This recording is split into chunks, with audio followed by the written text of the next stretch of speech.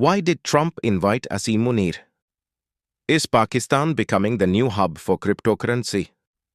When a seat was arranged at the luxurious table of the White House, everyone assumed it would be for a president, a prime minister, or a senior diplomat.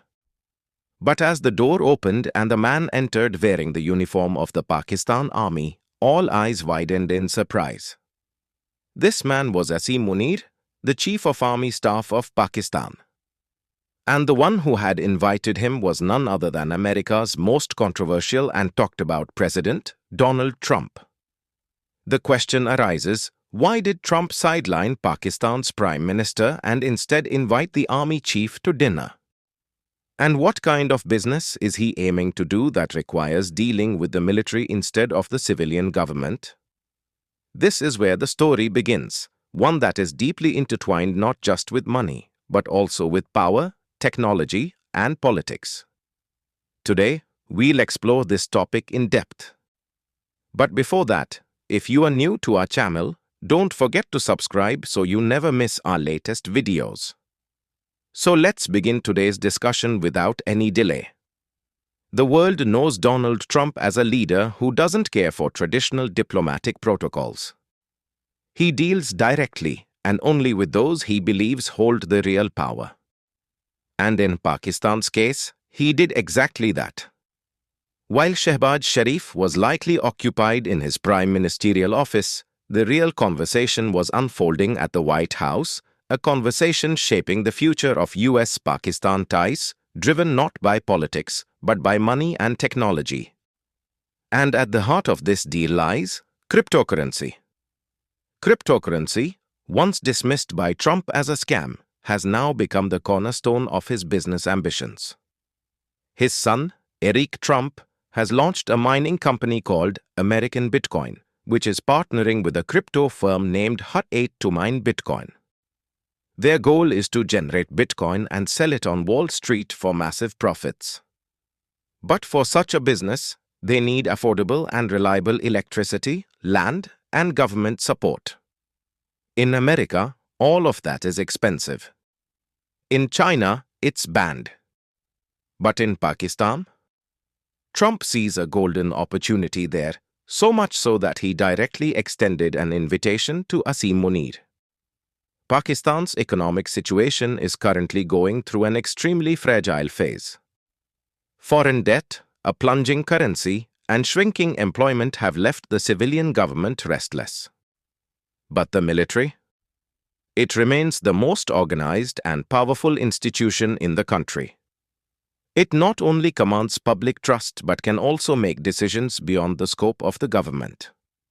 In such a scenario, for Trump, speaking directly to Asim Munir is a logical step, especially when the conversation is about a business that could define the direction of the future. In the White House meeting between Asim Munir and Donald Trump, the most attention-grabbing topic was cryptocurrency. Although discussions also touched on AI, energy, counter-terrorism, and economic development, the real focus remained on the business of cryptocurrency. And for Trump, Pakistan is not just a country, it's a platform full of possibilities. Pakistan already has existing hydroelectric power projects that generate cheap electricity. If this power is used for crypto mining, the operational costs could be significantly lower compared to the US. And this is where the proposal Trump wants to make directly to the army chief begins. In Pakistan, the military controls both security and policy. If they see profit in it, they can not only support such industries but also expand economic partnerships with countries like the United States. But Trump's plan isn't limited to just Bitcoin mining. He has already made millions of dollars in revenue through NFTs in the crypto market. His series of Trump digital trading cards has sold not only in the US but also in international markets.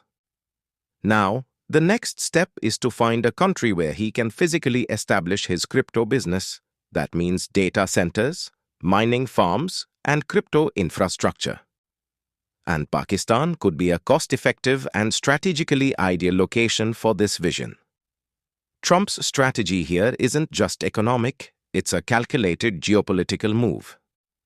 China has banned cryptocurrency within its borders. In such a scenario, the US is looking for an alternative hub in Asia where technology, data, and finance can be managed together. Pakistan's geographic location, cheap labor, and a government eager for American assistance could help turn that vision into reality. And if it does, Trump would not only profit from business but also weaken China's strategic grip over the region. This also opens another layer, the intention of Pakistan. The country is currently begging for loans from institutions like the IMF and the World Bank, but repeatedly finds itself entangled in conditions and credit rating traps. In such a situation, if it gets an alternative that connects it directly to the American market, it could not only ease its debt burden but also improve its global image. Entering the crypto sector with US partnership could make this dream possible. The invitation Trump extended to Asim Munir wasn't just a formality, it was a clear message. The US wants to do serious business with Pakistan, but not with its government. It considers the military to be the real partner. And that is a major blow to Pakistan's democratic framework. Trump's move highlights the hard truth that while the world talks about democracy, the real deals happen where the power lies. And in Pakistan, that power isn't in the civilian government, but in GHQ Rawalpindi. But every deal comes with a price. In this case, that price could be international criticism. Questions have long been raised about Trump's business interests. Now, with his family's crypto companies operating globally and him potentially returning to the presidency, the issue of conflict of interest becomes even more serious. But Trump likely doesn't care. For him, the outcome matters less than the success of the deal itself. Pakistan, too, understands this situation well. It has a lot to lose, but even more to gain. If someone like Trump invests there, it would send a powerful message to the world that Pakistan is no longer just a symbol of terrorism and instability, but a potential hub for technology and investment. And this is exactly the image Pakistan has wanted to change for decades. In the end, this story revolves around a president, an army chief, and a piece of technology. Trump has shown that the future belongs to those who break away from old paths and recognize new opportunities. And by accepting this invitation, Asim Munir has proven that he is not just a soldier, but now a strategist for Pakistan's new economic direction. If our video has taught you something new, do not forget to like and share this video so that this information can reach others as well. Your likes and shares are a source of inspiration for us. If you have any questions or suggestions, please let us know in the comments. It will be our honor to answer your questions and listen to suggestions. And yes, if you like our content, subscribe to the channel and press the bell icon so that you stay connected with every new story. Thank you. GRT Business YouTube channel sources, news from various news agencies, opinion polls and other public sources. We try to ensure that every report and summary is accurate and verified, but we are not responsible for any dispute or error. Our aim is only to provide you with accurate information.